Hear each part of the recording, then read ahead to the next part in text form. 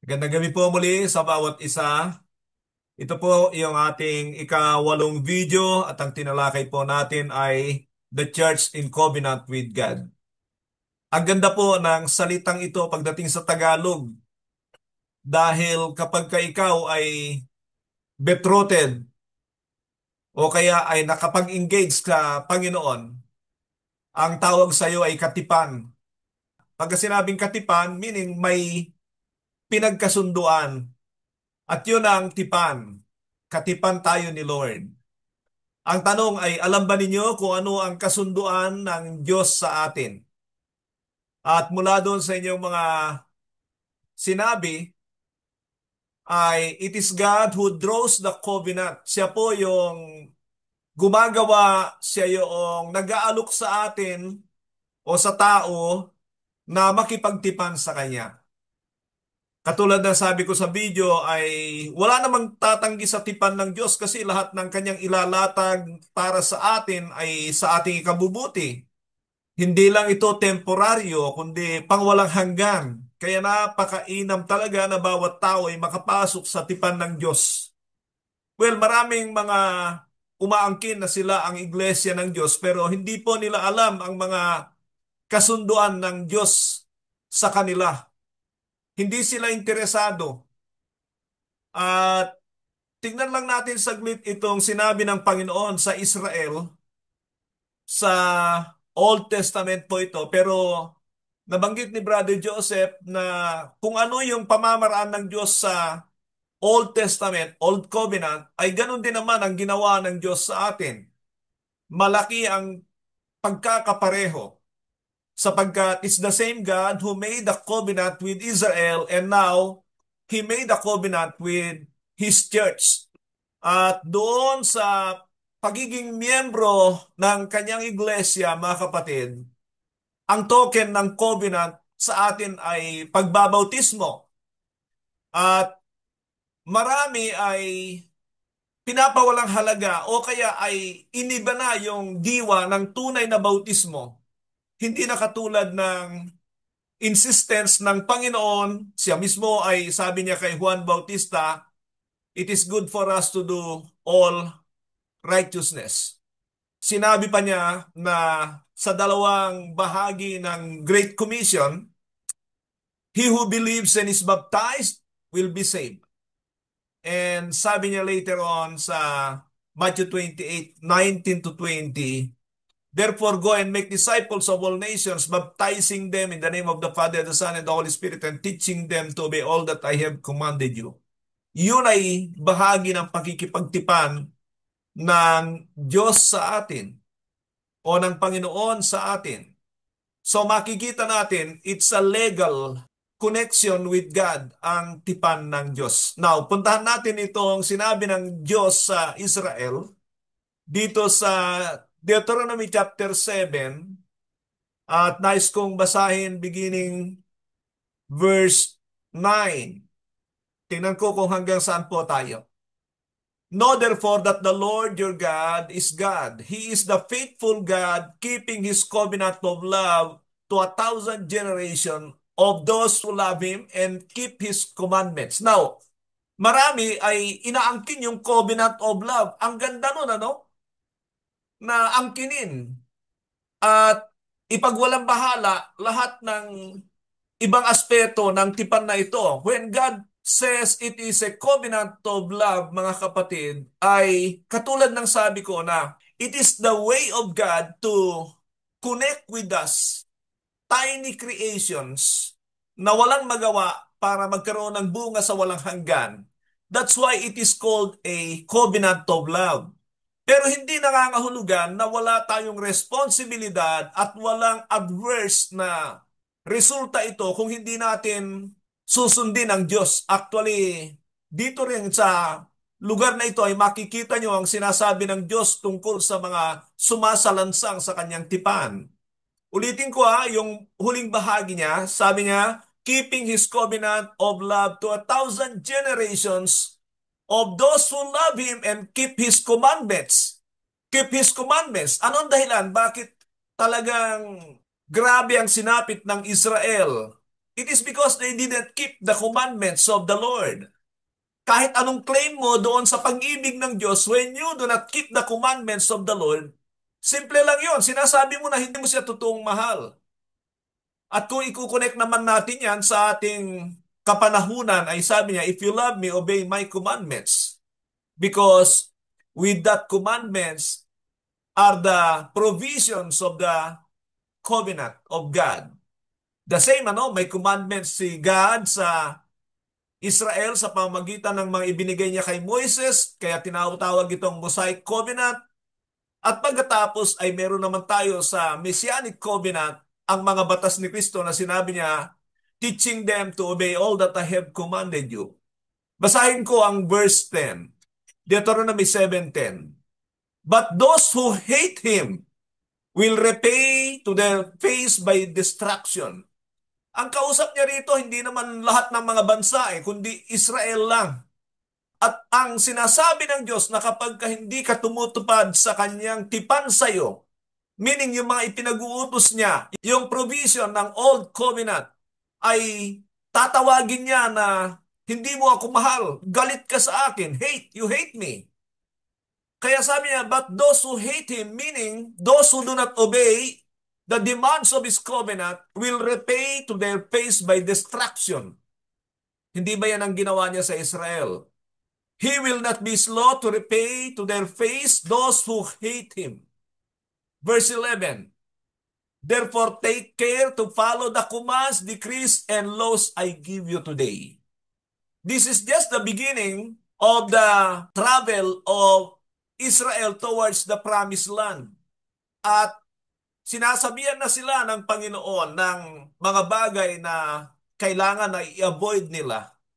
So, makikita natin na napakahigpit ng Diyos sa covenant. Therefore, take care to follow the commands, decrees, and laws I give you today.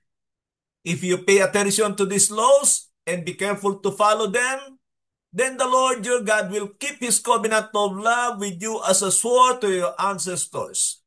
He will love you and bless you and increase your numbers. He will bless the fruit of your womb, the crops of your land, and your grain, new wine and olive oil, the calves of herds, and the lambs of your flocks in the land He swore to your ancestors to give you.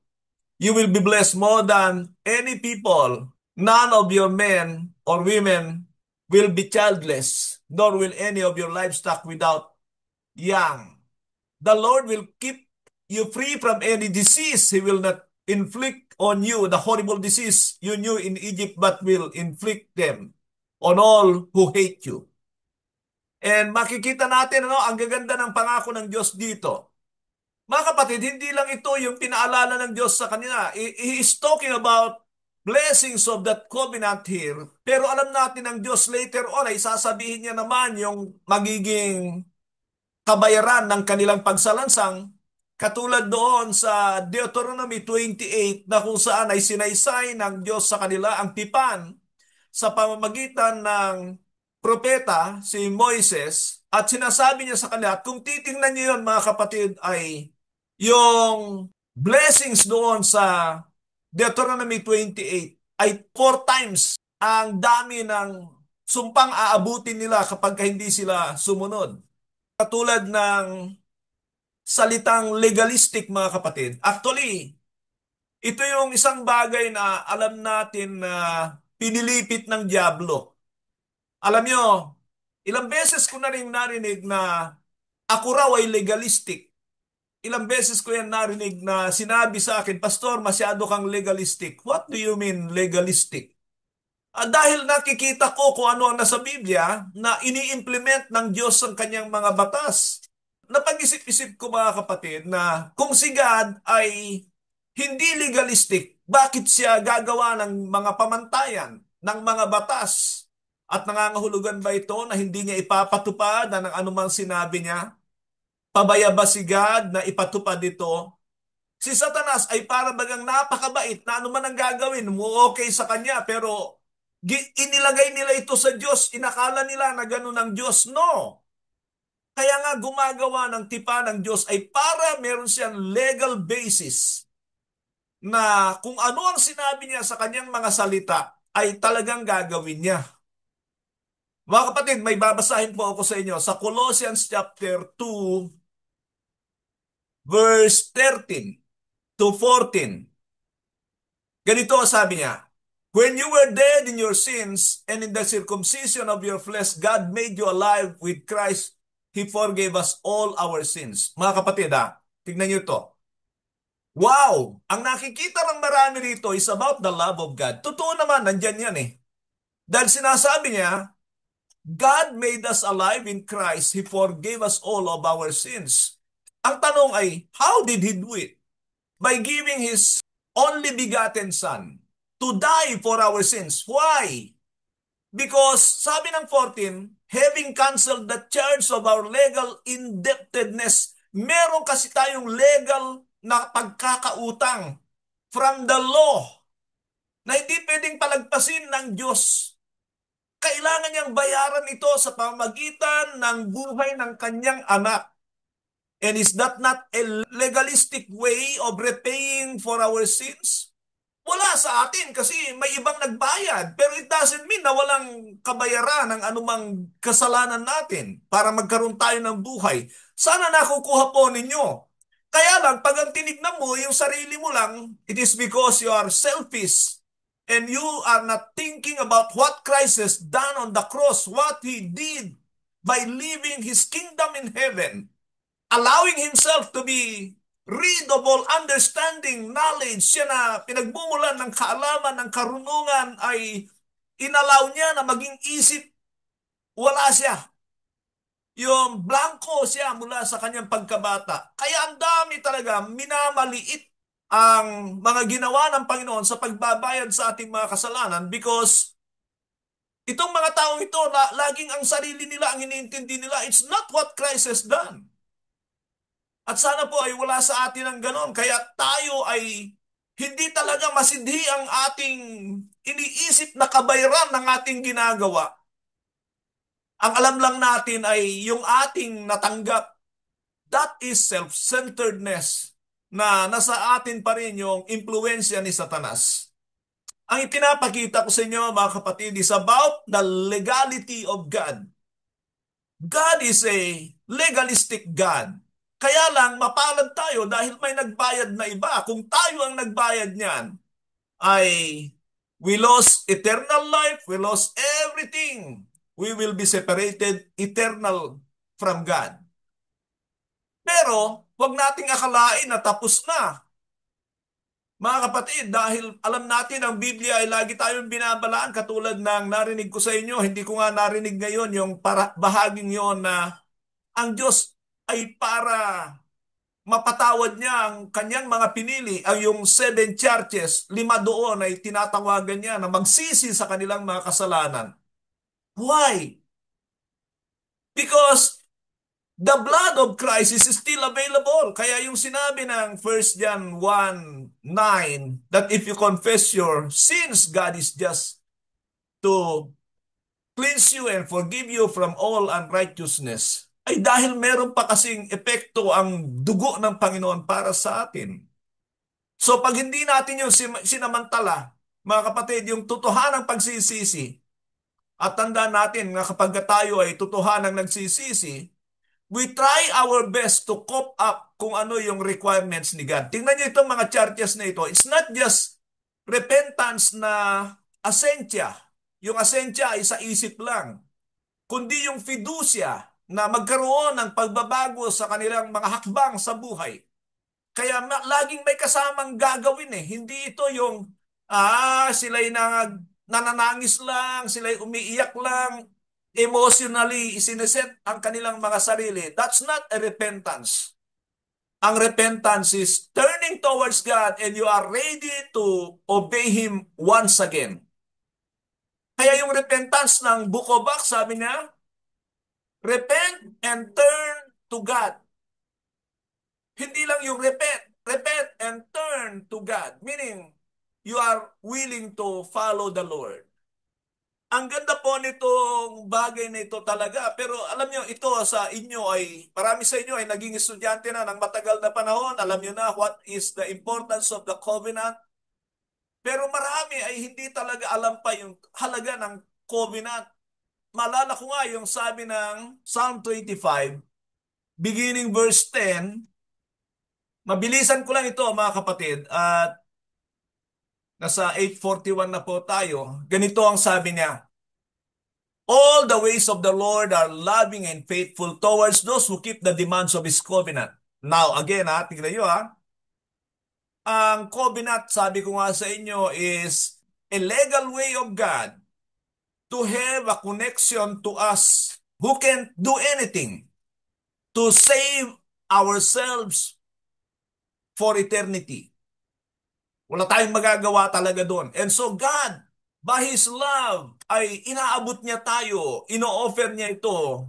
Marami hindi alam yung covenant, at ito yung sinasabi niya rito. Ulitin ko, all the ways of the Lord are loving and faithful towards those who keep the demands of His covenant. Ang tanong ay, are you keeping the demands of His covenant?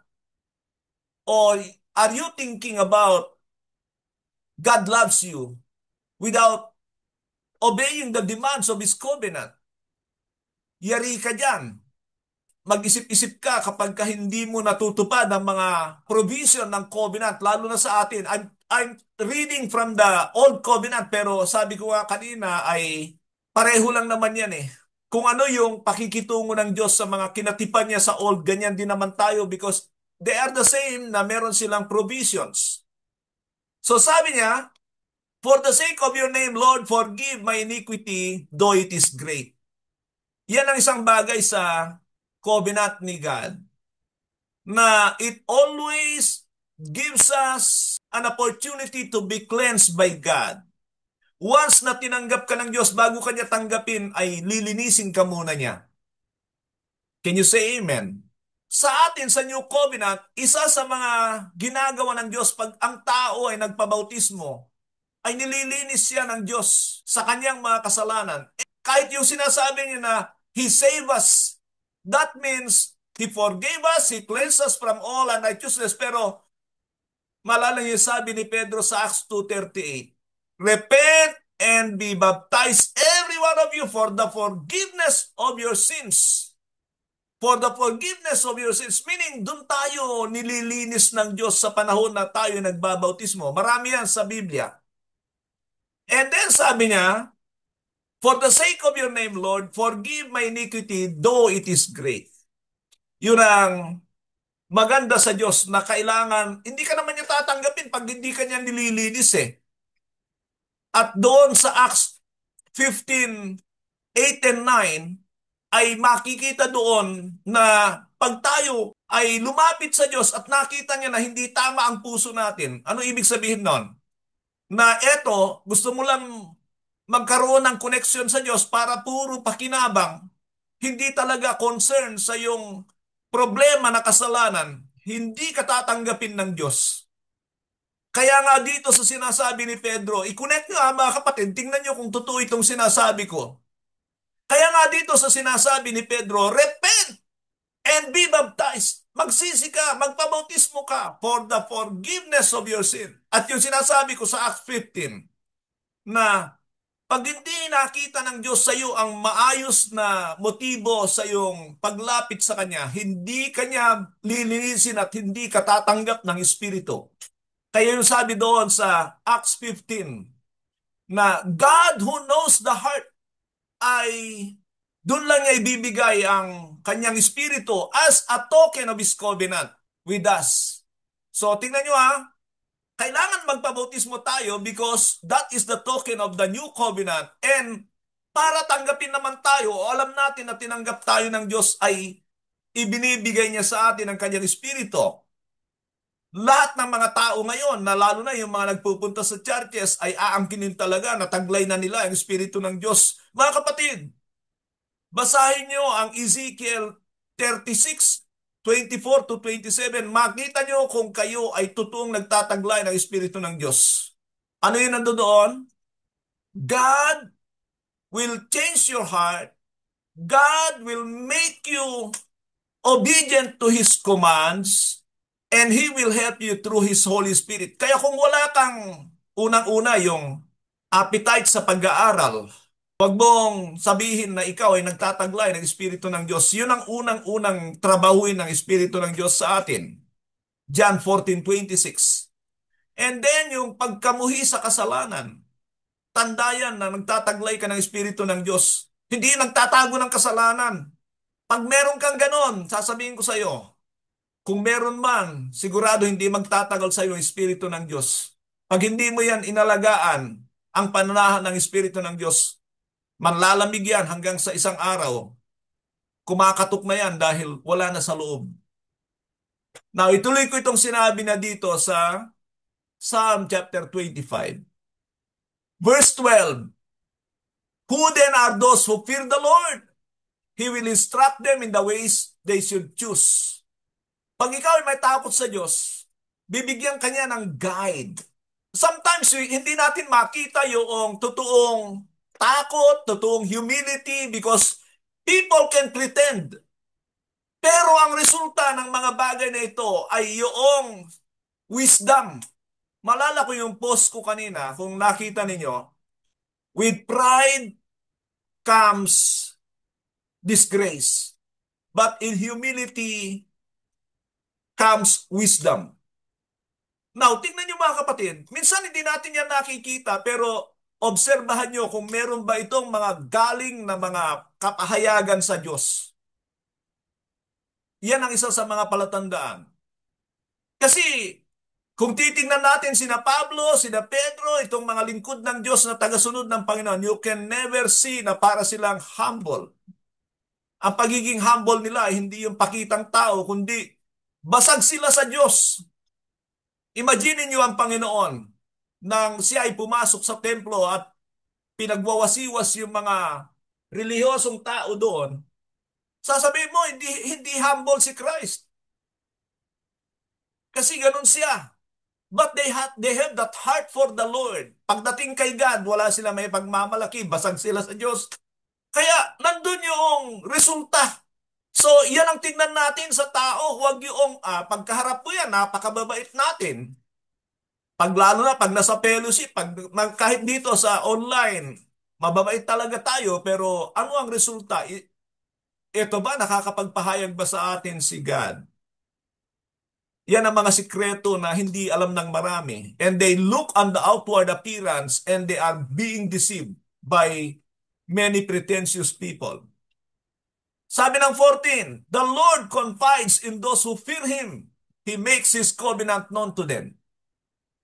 Mga kapatid, alam niyo itong bagay na ito, sabi niya, the Lord confides means parang magkaibigan na nagre-reveal ang Diyos sa tao, sabi niya, na may takot sa Kanya. Ito yung sabi ko nga na, ang pagkatakot sa Diyos, pwedeng i-claim ng marami yan eh.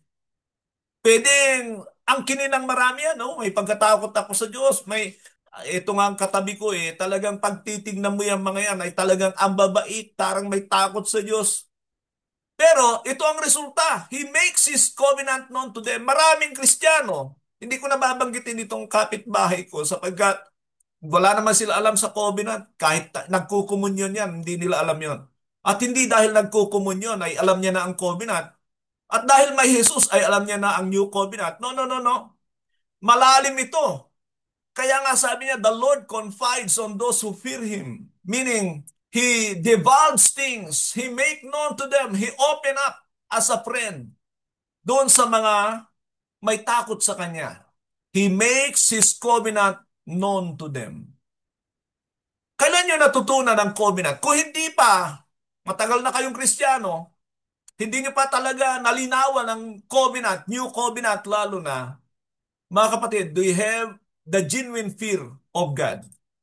Meron ka ba talagang tunay na takot sa Diyos? Kung wala, hindi mo rin ito maunawaan. Ang dami nagsasalita ngayon ng mga ilang pahaging-haging sa katulad ng ating mga dinidiscuss dito. Ang dami nagsasalita ng Christ-likeness. Hindi naman nila alam yung pundasyon. Wala naman yung tamang pundasyon na katulad ng ginagawa natin na talagang sineseminar natin maghapon para maunawaan nila yung pundasyon ng Christ-likeness.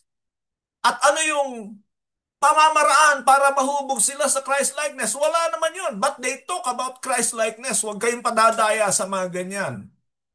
Ang gaganda ng sinasabi, ang dami kong nakikita, hindi na lang ako umiimik kasi sakit pa ng ulo pagka panahon pa ang iuukol mo sa kanila. Pagka nagsalita ka sa kanila, tatamaan sila, masama ang loob sa iyo. Tingnan niyo ito ah. One of the signs na talagang meron kang totoong takot sa Diyos sa iyong puso is that God divulge, open up, make known to you His covenant. Alam niyo, maraming namit akong tao, marami akong namit na tao na later on ay lumalayo. Actually, dito sa ating ginawang seminar in one day, merong mga tao doon na walang naunawaan. Walang nangyari sa kanila. Nanghihinayang ako doon pero alam ko ang isang bagay because there is something na hindi sila mapagmahal sa katotohanan and possibly they do not have the fear of God in their hearts. Ito, naniniwala rin ako na kaya kayo ninapit ng Panginoon sa akin, marahil ay meron din siya nakikita sa inyo. Number one, yung kauhawan ng salita ng Diyos. Mahalaga yon. Kung wala kang takot sa Diyos, hindi mo naman hahanapin yung paraan ng Diyos eh. Tama ba ako, mga kapatid? Kung wala kang takot sa Diyos, hindi mo hahanapin yung paraan ng Diyos. I-insist mo yung gusto mo. Ganon ang maraming Kristiyano. Kukwestiyonin yung mga nasa Biblia. Ang gusto nilang, ano ka, ikaw na yung gumagawa ng tipan sa Diyos? Si God ang gusto mong himukin na, oh Lord, mag-ano ka na, bakit mo patatawaging Lord kung siya pala yung pasusunurin mo sa buhay mo? Sana naunawaan niyo ito mga kapatid. So, continue to learn the provisions and yung mga overall nitong new covenant.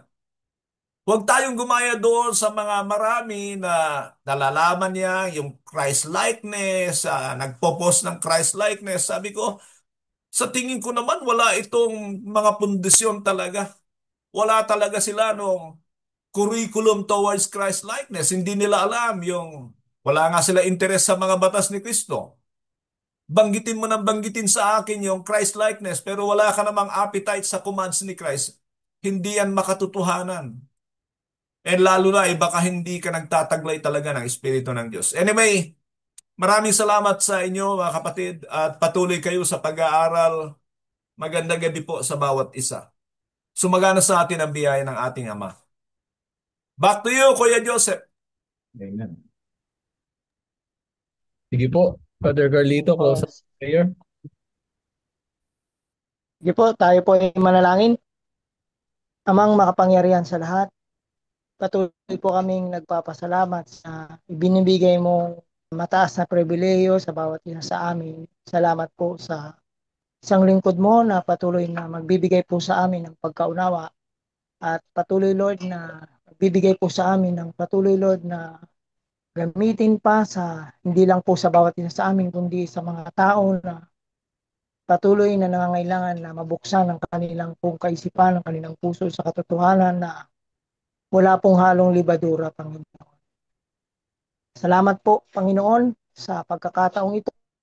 Dalangin namin na patuloy mo po kaming ingatan at dalangin po namin na patuloy mo po, Panginoong, paapuyin ang aming puso, ang aming mga damdamin upang patuloy po kaming maghanap ng katotohanan personally sa inyong presensya at one day bago po kayo dumating ay maging katulad po namin kayo, Panginoong Hesus. Ingatan mo po ang bawat isa sa buong isang Amen. linggo at sa lahat ng aming gagawin sa loob ng aming tahanan. Purihin, walatiin ka sa pangalan ni Jesus. Amen. Amen. Amen. Amen. Amen. Amen. Mayong gabi. Maraming salamat sa Gabi. lahat. Okay, maraming salamat po. Thank you po. Salamat po. Biyayang gabi po sa ating lahat.